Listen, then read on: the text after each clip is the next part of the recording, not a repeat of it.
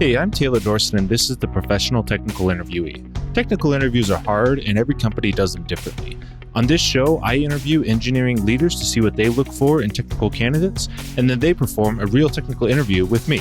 My guest today is Mike Wales. He's currently the CTO of Moonrise. Before that, he worked at Udacity in several director-level roles. Previously, he worked at the Air Force and the NSA for many years. I hope you enjoy. We are back. Now it is time for the technical portion. The ball is in your court, Mike. Sure. So you've received our problem statement, and you've had some time to look over it and understand it before we got here. Yep, and you have it up. Thank you. So with that, what a problem we would solve here at Moonrise would be, to summarize it really high level, you're going to be taking in two data structures and outputting one data structure that goes through a set of business rules to allow work to get done. So we have a lot of information. Not all of that information is relevant to the task we're trying to do. So we are trying to get out just the things that need to get done on the other side. With that, I will let you get started. Please feel free to ask any questions and also talk as much as possible. Like, I can't see what's going on in your head. I need to hear you say it. Yeah, absolutely. I'm just realizing as you say this, positions, could that be mapped to jobs or roles or something like that?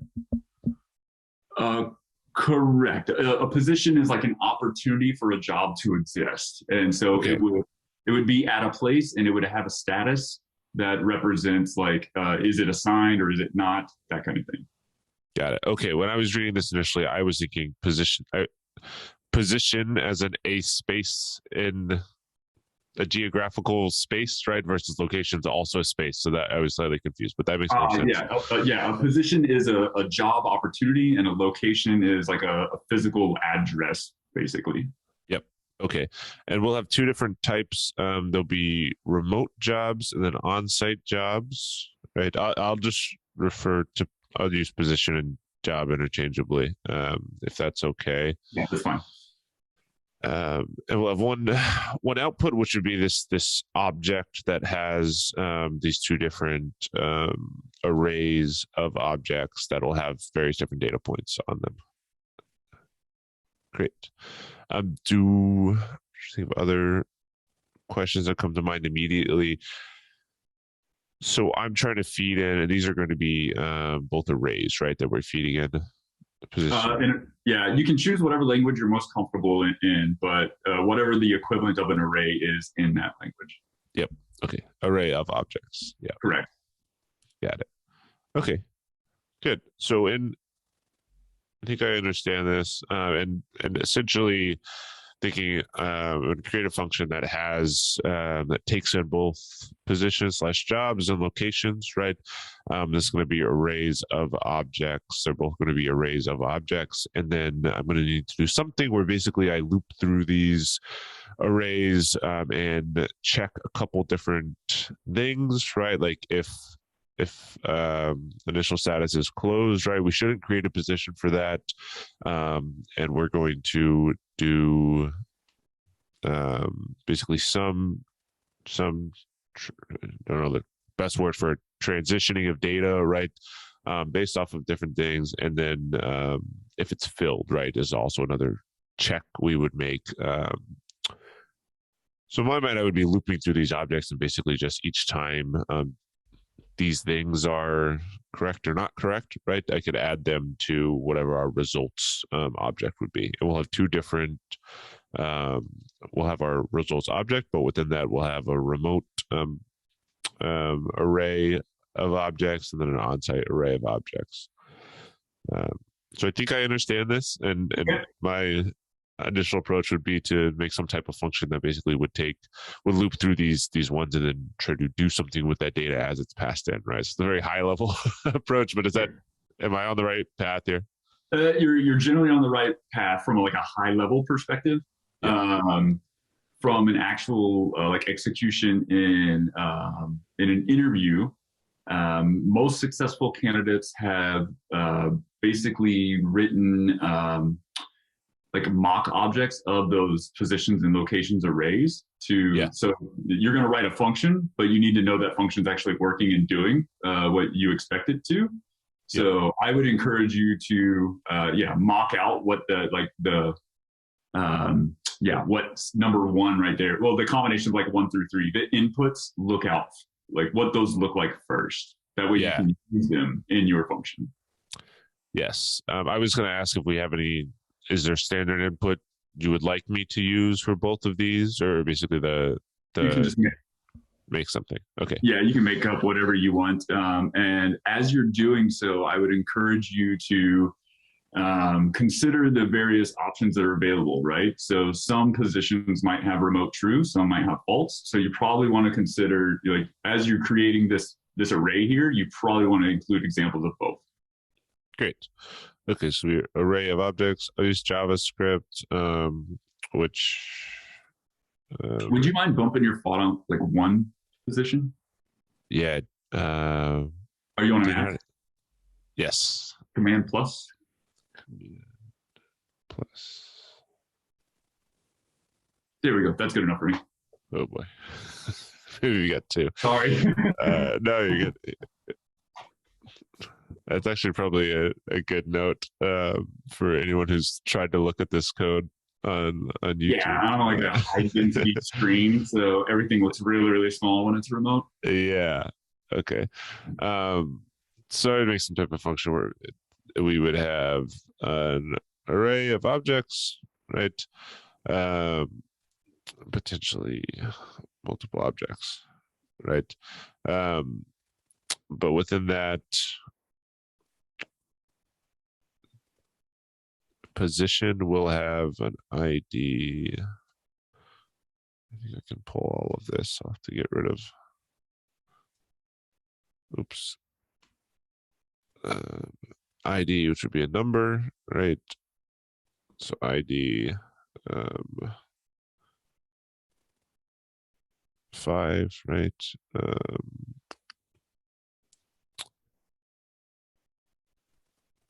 Location ID, type of thing. I guess we can go. One of my questions was location ID, and then ID is there an assumed correlation between them or not? Is what you're asking, is location ID in the positions object a foreign key to the IDs in the locations object? Yes. Like if a position had location ID 2, you would expect, or I don't know if you would expect there to be a location of 2, but theoretically there is a location of 2, correct? That's what you're asking?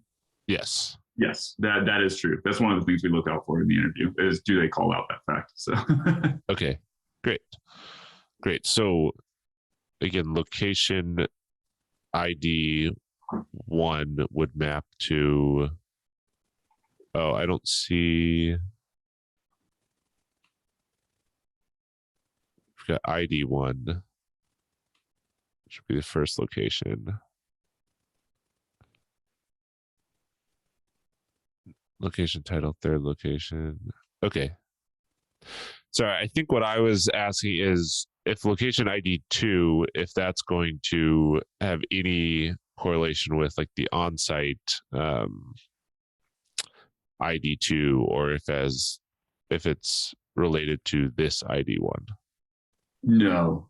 So the on-site is probably going to be primarily related to your the remote Boolean in the positions field, or the positions array. It might help to just go ahead and let's just in your code, let's just assign a value of like 1 and 2 to 2 of your positions, and then when we write the locations array, it might become a little more obvious what's happening right there. Yeah. Okay. Good. So we got one in. Yeah, let's give this one a location ID of 1. Great. The next one we could do colon here. This status would be a string, and our status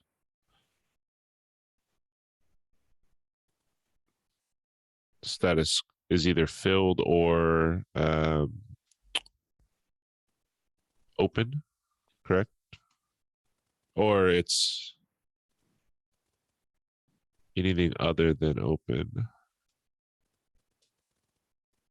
So you could use any word you wanted there. Got it. So these would be open if we're going to create these versus anything else. It doesn't actually matter, right? So if this was open, this would be a job we should create. And the next one, if it was closed or something like that, right, we would not create that job, correct? Yep. Okay, great. And then let's say remote would be true for this first one, and that is optional. Great. Okay. So if that's my first position, I can make one more. Let's go ID2 filled remote false. Let's change the status on that one to closed. Nothing should have filled status until it goes through your function. Okay, got it. And then let's create one more if you don't mind. Yep. And let's have it have a status of open and remote, the remote key not existing. Right, because that should be optional. Oops. Okay, 3, make that 2 and 2. Great, does that look good? Yeah, looks like a good starting point. Okay, and then locations, same idea, right? Locations would have, just an ID and a string. Okay.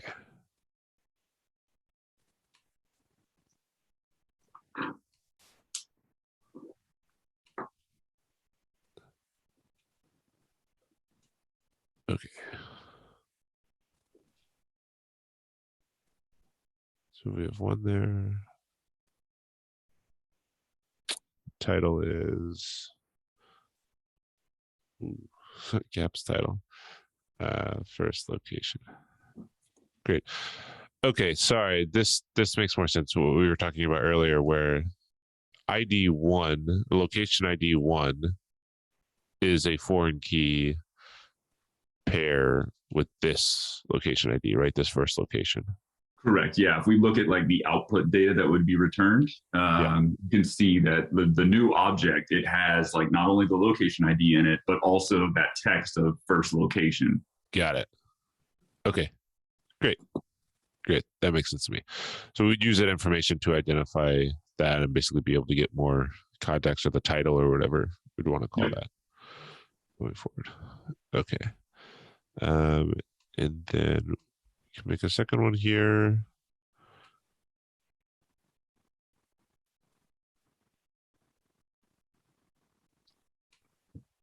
Two, call the second location. Both of those are required, and there's no other fields on that. Correct.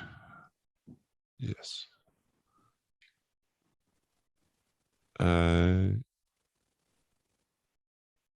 Great. Okay, because we have a, can I assume there's always going to be another, like for every ID? There is not a one-to-one correlation between positions and like the number of positions and the number of locations. So your ID3 there, you could, and it's actually interesting. Let's go ahead and switch the location ID to 2 on it. Right here? Yep. So that could still correlate with this one, right? Yep. Got it. That's what we call it, like a one-to-many really, or many-to-one relationship. I'd have to actually visualize it on a UML diagram to tell you which one it is. Yeah. Okay. Great. Okay, so that's those two objects created. Again, is there any other specific data you want me to put in these, or do these work for our testing purposes? Those work for now. We might play around with it as we get further along in exploring edge cases, but I think this gives us a starting point to continue. Okay, great. And is it helpful? I could model what I would think the output would be based off of this, and these functions. That makes sense to do right now, or I could wait on that as well. It depends on what you want to do. I've had candidates do that, and I've had candidates that didn't do it. To be honest, sometimes when candidates like go too much into the modeling, my feedback is like, get to the point. Yeah. So it's whatever you feel that you need to do. Cool. Then let's keep moving. I think I feel confident that if I wanted to spend the time, I could accurately fill out what I think this should be, right, based off of that info passed in. Great. Okay, so we want to output an object, which I get. So again, as far as what the function, like how would we do this, right? And the other things that we need to keep in mind: if position has status of any other than open, it should not be created. If position is created, should include an optional field of location title, which is the value of the title and locations array, and a status position should be filled. So this should always be true. If open is not true, then we just skip it all together. And then position being created should include an additional field of location title, which is the title. Oh, and that's just basically we need to make sure we pull this right from the locations array every time. So what I think I could do fairly easily, right, is loop through this first without basically what would leave out this piece, which is kind of one more layer on top of this where we have to use that second locations input. I think pretty easily I could loop through, have an if check to see if something is open. And if it is open, right, if the text is open, then create that position and then set the value to filled, or basically populate an array. And the other check would be seeing if it's remote or not, remote or on site. Oh, that's interesting. I would almost write like that's kind of a fourth. Yeah, I was just thinking through that as well, as we should be more articulate there. That is a fourth requirement that it's broken out. Got it. Okay. So say for if maybe my Mac is. Oh, I don't have edit access. That's okay. Yeah, I only gave you. That's all right. I'm So taking notes from this, so I'll update it on our end. Yeah. Thanks for catching that. Yeah, great. So fourth would be if it's remote. So I think I could pretty easily write basically create the function, write a for loop to loop through there, or from loop through an object, I might have to do a slightly different type of loop, like a for n, but I can figure that out and check through that. And that would be my first step of basically pushing to these two arrays. I'd have to make both of these arrays as well. And I'd feel comfortable. I've talked through that, but does that in theory make sense? I can pseudo-code out what I would do.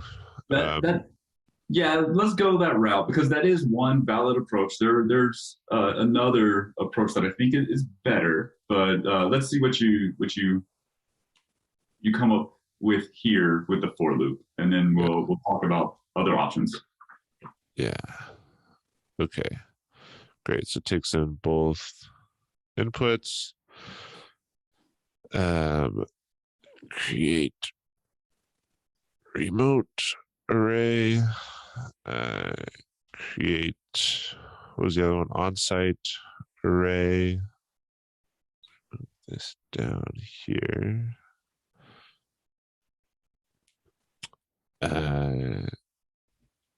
Create, I'm saying for loop now, but I think I might have to use a different type of loop just because we're dealing with objects. Through it's positions that I want to loop through first. Check if open, right? This makes sense to me. Check if remote, or check if remote. And what was the other one? Oh, and then filled should always be put in there. If open. I guess in my head, the remote check needs to be within that. So add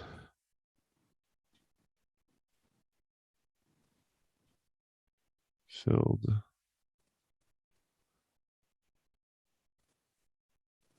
Else add to onsite with status filled. Okay, and then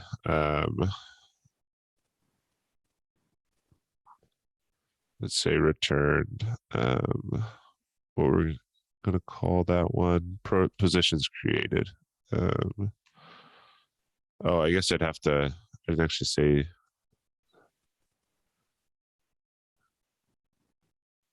add remote onsite to positions created. It's an object.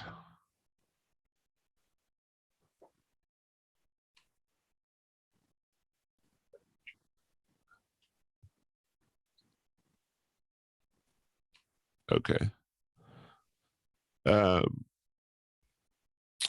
So this is my attempt to kind of pseudocode it out, the steps I would take. And again, this leaves out this piece, which is okay. Yeah, I was just about to ask you that one. Okay.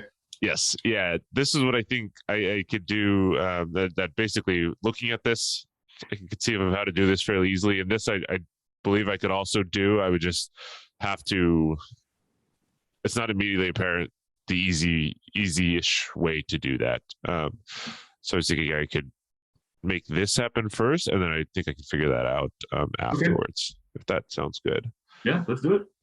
The only concern is basically adding these arrays to an object at the end. I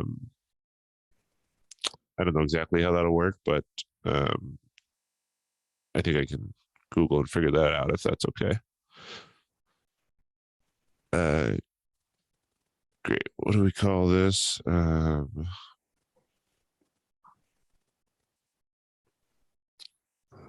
lack of a better name here.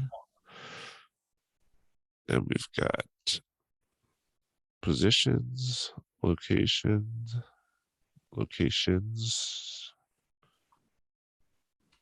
Right at the bottom. We're going to call our function and pass in. I would probably call these variables something different, maybe so it's not confusing here if I was going to write this function in a production environment. And obviously I would name this something different in a production environment as well. Okay, so we got, these are arrays of objects on site. So here's where I'll be very upfront about, I know how to work with objects and I know how to work with arrays independently of each other. When I start putting arrays into objects into arrays, I know how to do that, the syntax of how to do that, and basically if I can build an object and then shove it in here afterwards, does not all like that. I don't know, right? Like I think I can do that, or I think I could find a way to do that, but that's something that I'm unsure of at this moment. Yeah. Well, I say let's go for whatever the approach you're going for. JavaScript is generally a pretty lax language in allowing you to, I mean, arrays and objects are all first order data structures, just like a function is. You can pass a function around into other functions. So yes, I think you'll probably be headed down the right route if you. Yeah. Great. I'm just going to make a note here to add remote and on-site array to positions created, so I don't forget to do that at the end. I've created those. So I'm thinking I'll make my for loop index. Index less than.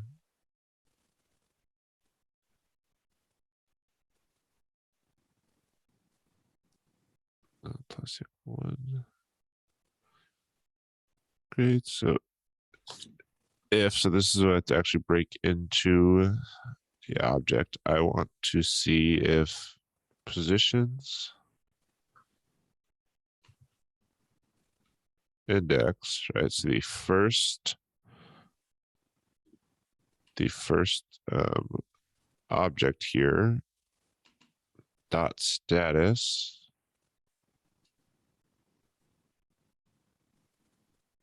I'm trying to remember again syntax here. It might.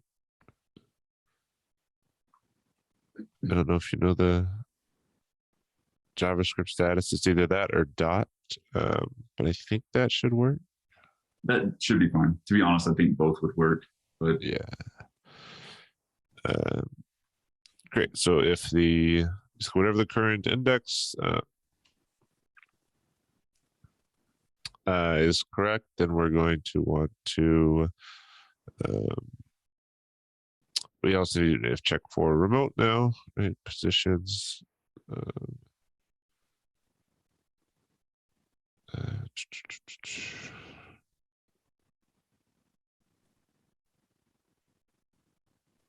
I'm curious if I need to do this or not. Basically to check if remote exists and then to check if remote equals true, but that makes sense to me to make sure I'm not checking if remote exists and then getting an error basically saying that, or basically if I'm checking if remote equals true and that doesn't exist, I think I would run into an error. Yep. Okay, so if remote exists. Really quick, just as a matter of procedure here, am I going to be able to give you feedback at the end of this, or do you want me to correct you in the moment, given like your however you do these typically?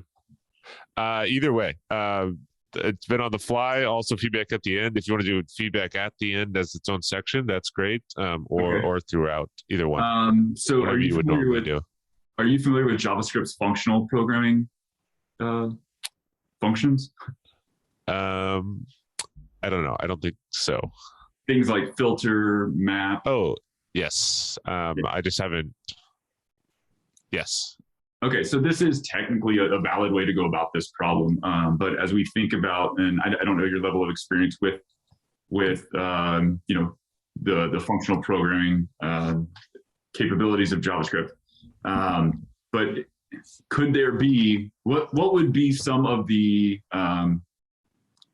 I would prefer you to use the filter function on this array. Why would I prefer that approach is actually what I'm curious about. Yeah, I think doing this approach, well, it's not very readable. One, I'm gonna have unless I made a bunch of variables for these to make this look nice, like this line of code just on its own is, if you're not the one that wrote this, could be hairy, right? Looking back at it later, try to figure out what does this actually mean. And I think it will probably also save us a lot of time, because I'm realizing if we're checking if something's remote, we have to check if that's true and check if that's false, and then do different things based on both of that. And then we'll also need an else condition in case there's not one at all, right? So I think filter could do that much easier instead of having to write 12 lines of code to do that, which would be pretty unreadable. Yeah, I mean, that's pretty much 100% where my head was going is, from a production environment, if you were not the person to return to this code and someone else was returning to this code, this is a procedural approach, and it's generally kind of harder to like grok and understand. Yeah. So if you want to continue down this approach, that's fine. In an interviewing scenario, I would probably duck you for it. I can do filter. I think the only it's just a syntax. I can also look that up if that's something you normally allow during interviews, like with the filter. Look it up. Yeah, that's fine.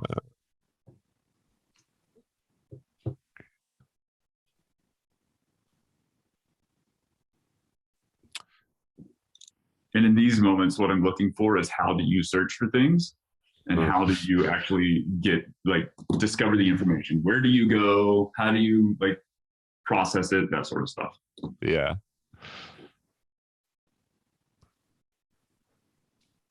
Basically, the easy ones I can search in DuckDuckGo. Anything else, I have to put the whatever it is for DuckDuckGo. You got to put an exclamation point and a G in front of it. I feel like Google actually gets better search results for hairier questions. Okay, so filters that do array. Yes, yep. So if these things are true, then it's going to. Sorry, if this is true, then it's going to be passed into this new array, right? Correct. Great. This is always just the weird part. Once it shifted to arrow functions. Yeah, to be honest, I'm not a huge Yeah. I usually have to write it first in ES5 syntax and then translate it to ES6 myself. Yeah, well, I just tried to start doing arrow functions for these types of functions because it's a small change, right? But it's always something that is difficult for me. Okay, so I have to create the new thing. Let filtered positions equal its positions dot filter. We need position. Position. What's the syntax? Okay. And filter needs to be.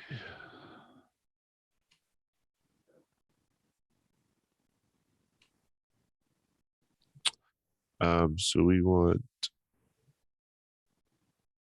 position dot status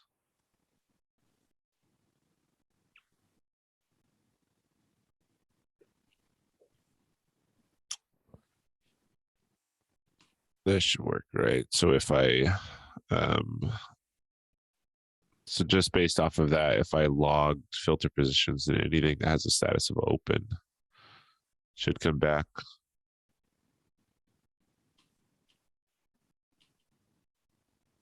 Is that correct? Yeah. And I mean, why don't you run it and see? Yeah, let's see.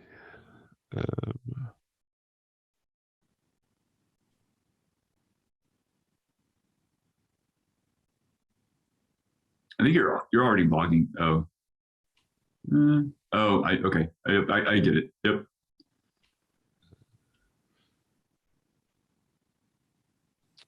What is this? 23 mic wheels. There we go. Yes. Okay. So both those should come back. All right. Oh, that's the other thing with filter. I don't know. I can filter off of a filter, right? I think that's the other part where it gets confusing, right? If I needed to, I can call another one, right? I don't know if that's the best way to basically do this, to check about remote as well. It's worth a shot. Or I could try, if I know this is now just has the ones that are open, right? I could yeah, from a performance perspective, there's no difference between the two things you're doing.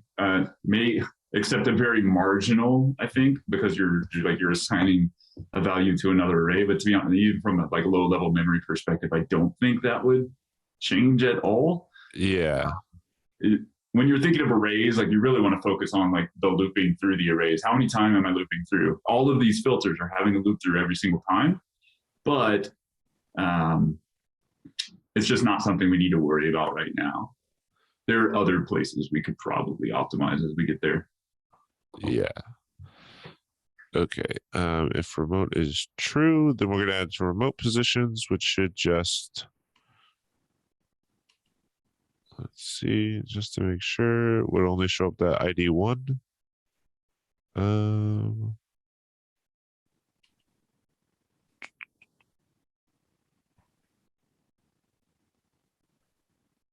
Remote equals true. Filtered positions.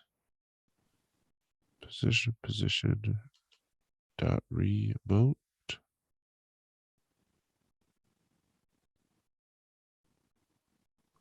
Weird. I just do the same thing with on-site. Let's see.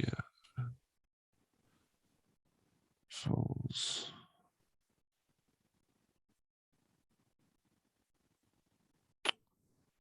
Oh, I might be running into the same issue of, I don't see an error, but I might have the same issue of if there's not a position, if remote isn't included, is it erroring, which is why it's not giving me a populated result, because this one doesn't have a remote at all.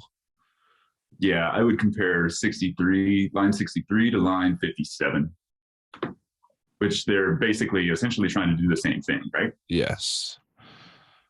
Right. That's what I was just trying to do it here with like an or, but I think, I can just do the same thing as long as this exists. This exists. And that's true. I believe ES6 has a new operator that kind of does that pattern for you. I think there's like a question mark or an explanation. We don't have to try to explore it right now, but I believe, and once again, I'm not the keenest on ES6 syntax.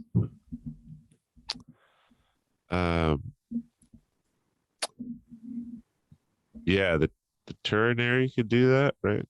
But I don't know exactly how to make that work. Position.remote.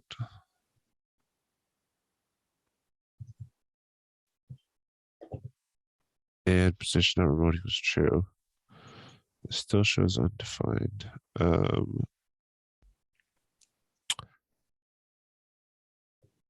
wonder if this would have worked.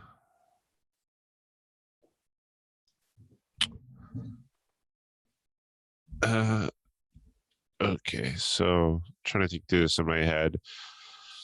It's looking at filter positions, which has 2 items in it. One of them is remote equals true. So remote does exist there if it hits this first one. So that should pass.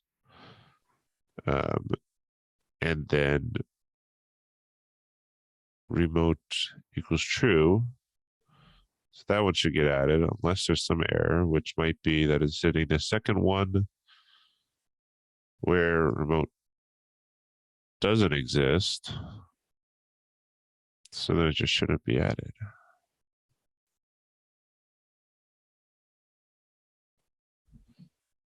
Yeah. Oh, maybe I've got a syntax issue, but maybe not. Let's see. Nope. Does anything jump out to you here or why this might? I'm trying to think of. Normally, I would try to log this as it's going through, right, to see if, like, basically logging whatever this should be returning. I don't know if I know how to do that with a filter. Like if the same error was happening here, right, I'd be trying to put a .log to see whatever might be spitting out.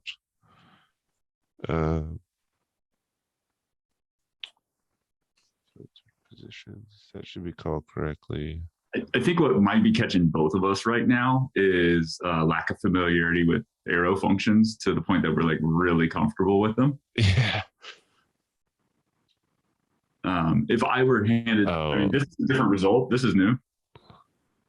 Yes. So putting an or in there instead of and works. Oh, Jesus. Okay. Yep. I've been playing with PHP too long.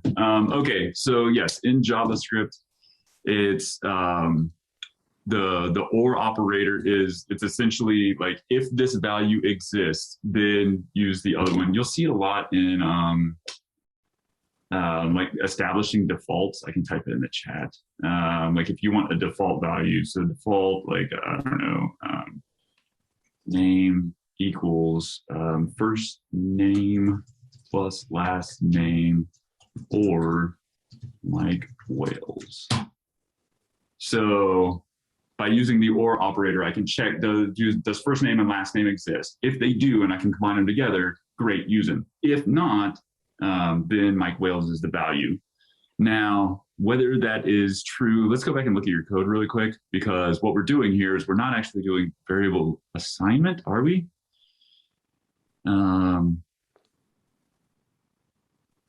Or position. So it might, let's see, are we getting the result we intend? If we are, we should probably just like trust it and move along. Yes. Well, yes, that's the result. We wanted the true. Okay.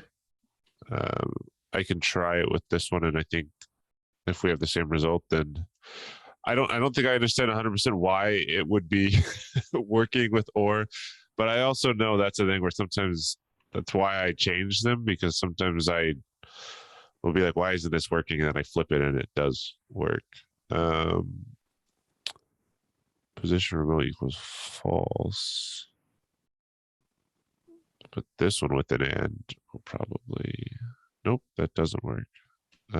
Yeah, which leads me to believe that or is not doing exactly what I thought it was doing up there. Yeah. To be honest with you, the arrow function here is what's throwing me off, where I can't like help. Yeah.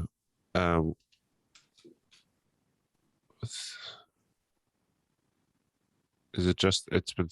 Yeah, you would throw a function there. Function, position, and then yeah, you're going to want an equal sign in there. Inside here? Yep. Or no, right there. Yep. Right where you got it. Yep. There you go. Okay. So now if we put a return statement at the beginning of that line of, all right, return. So this is going to return, if position.remote does not exist, it's going to return undefined, which is not exactly what we want. So what I would do,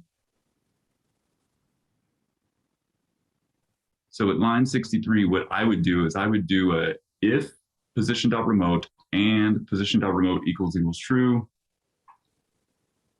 Oh, yep. All right. So yeah, if all those things, then return the position is how I would approach this. Yes. Am I missing a colon somewhere in this function? My syntax highlighting seems to be.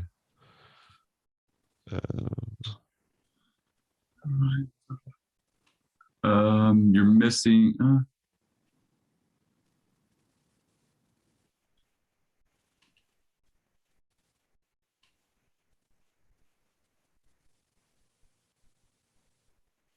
Doesn't like this.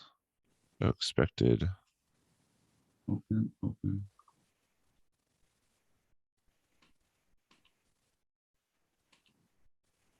Oh, you're right. Yeah, the equal sign. Yeah, no equal sign. Sorry. Yeah. Okay. Okay, so we're expecting this same result. We don't get it. Interesting. Position and position.remote equals. So if position exists, right? Mm-hmm. And if position.remote equals true, the return position, the logging position. Just trying to eliminate other variables here that could. Sure. We know what filtered position looks like. It has any of them with open, which should have remote true in there. One without remote. What if remove? Yeah, maybe let's try removing the edge case and seeing if we make progress forward. Yes. Okay, so we got nothing. If position.remote equals true. Maybe I can't call it this way. Could that be the issue? I'd be surprised if it is, but it's worth a try. You're going to have to wrap that in quotes if you put it like that. Yeah. And don't believe remote is a protected keyword. So let's, we've removed the Boolean operator, right? Yes. So this line right here looks very much like the line 55 up above it. So we could probably convert this back into an arrow function and see, like, well, maybe not. But I'll let you continue to debug. We are looping. That's all I just wanted to check to make sure it's actually looping through. So it's looping. Oh, I think I know what it is. Yep, I see it. What is the difference between the equal operator and the equal operator? Equal equals checks for checks the type and the and the value. Right. So what is in your object? So let's look at your object down there. The even in your terminal, the line you have highlighted. Yeah. True. What type is that? So is it? It's a Boolean. Okay, so I don't need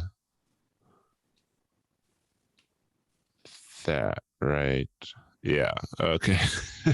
And it took us a long time to get there, but this is some of the best parts of interviewing is like seeing someone debug something and get through it. It took us a while, but it's valuable. So. Yeah. Okay, so that makes sense. We don't need quotation marks. So Boolean operators. That makes a lot of sense. And then if we add this edge case back in, it should be position remote and yeah. This is what threw me off. I was like, what the heck? And we can do it with dot. Yeah, you can change those to dots. To be honest, we could probably even get rid of the ES5 syntax, but I don't do it because we are pushing on time. But we could get it back in quick syntax, and hey, we've made progress. So. Okay, great. So we got that. Great. And on site, we would. So we've only got 7 minutes left. Do you want to talk about feedback up until this point and just call it good where we got here? Yeah. So let's assume that I got through more of that. Well, no. I mean that's where the interview is, right? A lot of debugging, and this is, I think, actually maybe similar to some handful of interviews I've had, right, where something happens and it's like this is a lot of time spent on this thing that is not hitting the end goal, right? Exactly. So yeah, feedback is great. But I mean, the end goal is not that you like get to the end and have like something perfect. Like that's the like optimal state is you have something perfectly working. But the debugging, like that's way more valuable. In our case at Moonrise, because we do give the exercise like a week in advance, a lot of times what we did today is almost like scripted. They already know how to do it. And so we go through that. We only give like 30 minutes to this portion. So they go through that. It's scripted. They kind of already know what the working solution is, or they already showed up with the working solution. Yep. And then we start focusing on, okay, what are the edge cases? Where are optimizations? Those sorts of things. because I believe that's most indicative of the way you work in our company. Like, we don't surprise you with a project. It's like, here's the project, spend some time to learn about it, talk to the right people, now do it. So we try to reflect that. The notes I took were the foreign key called. You eventually caught it, but I was hoping to expect a little more like terminology recognition and just like, you know, when I describe it to you in two different ways, just like, oh, yep, we're talking about the same thing. You eventually got there, but so that was good. Other things, I felt like I had to prod you to build out edge cases in like that initial, like the data that you were loading up, and probably in like a product in like a production environment, you're going to be doing like unit testing or like have some sort of test. And what we did right there was we were mocking up a test. Yeah. And I would have expected you to like identify like, oh, what if the remote key doesn't exist? Let me include one of those. And these are things that like they don't dock you and like, oh, nope, I'm not hiring that person. But they're things we talk about. The procedural approach, we talked about that quite a bit versus the functional approach. You did really good in calling out the reasons why you would choose one over the other. I think having this a week ahead of time, what I probably would have came with is, here's my procedural approach that worked great, right? Yeah. And then we got into the interview, and probably the first thing would have been, hey, you know, let's test this a little bit. Okay, it works. Is there a different way to do this, right? And that's what I would have went, oh, interesting, right? And that probably would have been the focus of the interview, right? Yeah, that's exactly where we probably would have gotten to. And then we would get stuck on true the string versus true the Boolean for 20 minutes. And I didn't catch that either until the moment I said, oh, I know what it is. So I wasn't hiding it from you. I truly had no idea what was going on. And I also took the note that you did catch the we call it the remote option trap, where like the remote is optional. Mm-hmm. You caught it, and at least you tried to write the case for it right off the bat. So those are my notes for as far as we got through the whole thing. Other notes, I didn't write them down, but things I look for are you knew how to, like, you actually got into your text editor and you knew how to share your screen with me. As we all move into like these more remote first companies, having those like core, just like basic technical skills, you'd be surprised how many people really struggle at like, how do I share my screen and do those sorts of things. So that would be a note I would have taken down of like, I'm not concerned he knows how to use a computer. So yeah, that was my feedback. Great. I'll put out my personal call to any company. If you use a non-standard video software for your interviews, please tell people that beforehand, because I can't tell you how many times I've downloaded Blue Jeans for the fifth time and then been scrambling right before an interview because I got sent the link 5 minutes before. Yeah. On that note, you use Zoom for this, and there were a number of times I like tabbed out, and I was like, "How do I get back into the thing?" And so, we're a Google Hangouts company. I'm much more comfortable with it. Yeah, that's what I used to. My editor says I got to use Skype if I want the best voice quality. I said I don't think I can get any tech person to download Skype. Yeah, I haven't used Skype since my freelancing days. Yeah. Cool. Well, this was fun, Taylor. Thank you for inviting me, and I enjoyed it. And we had a good conversation, and I got to see you code a little bit, and it was nice. Yeah, absolutely. Well, thanks so much. I appreciate you being here. Anything, obviously Moonrise, it sounds like, the world's still recovering, but some roles potentially opening up in the future. Anything else you want to plug? Sure. Yeah, I'm definitely looking for 2 intermediate level full stack engineers. So the expectations would be, you're going to write PHP, SQL, JavaScript, and both the ES syntax you and I are both struggling to learn, and probably some ES5 from our legacy like jQuery systems. We don't require you to know those languages. We just require you to know, like, be able to, program. So our most recent hires, they don't know PHP, and they're learning it on the job. We're supporting them in that. Down the road, I also expect to have, some more product management roles, maybe even some data engineer roles. So always go to moonrise.works. We have a careers page. We keep it pretty active. And you can find me basically everywhere on the internet at WhalesMD. So reach out to me directly. Very few referrals are more powerful than the referral from the CTO. So.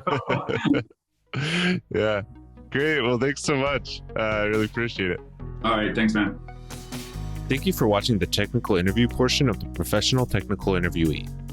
If you want to tackle this interview question, you can find it at github.com/professional technical interviewee. New episodes are released on the first 4 Thursdays of each month. Find us on YouTube at youtube.com/Dorsett or on Apple Podcasts or Spotify. Make sure you subscribe so you don't miss out on new episodes. And remember, keep practicing.